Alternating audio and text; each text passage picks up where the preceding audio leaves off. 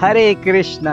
तर चला बघूया वैशाख मास मध्ये येणारी वरुथिनी एकादशी व्रताचे पालन केल्याने कोणते फळ प्राप्त होणार आहे। तर भविष्योत्तर पुराणामध्ये कथा येते, युधिष्ठिर महाराजांनी भगवान श्रीकृष्णांना प्रश्न विचारले, हे जनार्दन, या एकादशी व्रताचे पालन कशा प्रकारे करावे। तर भगवान श्रीकृष्णांनी सांगितले की एक धुंदुमार नावाचे राजा होते, तर त्यांच्या एका पापकृत्यामुळे त्यांना महादेवांकडून शाप मिळाला होता आणि त्यांच्या संपूर्ण शरीराला कोड फुटले होते। मग त्या राजांना त्या कोडमुळे भरपूर त्यांना त्रास होऊ लागला, परंतु त्यांनी या वरुथिनी एकादशी व्रताचे श्रद्धेने व निष्ठेने आणि नियमितपणे पालन केले आणि भगवान श्रीकृष्णांचं नामस्मरण केलं।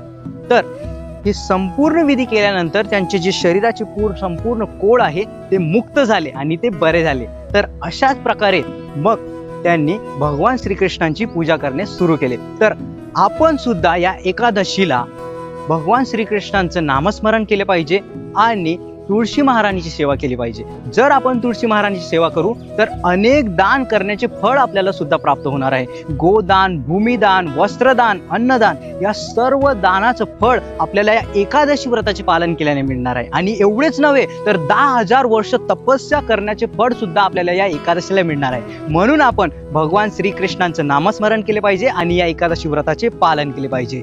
हरे कृष्ण, धन्यवाद।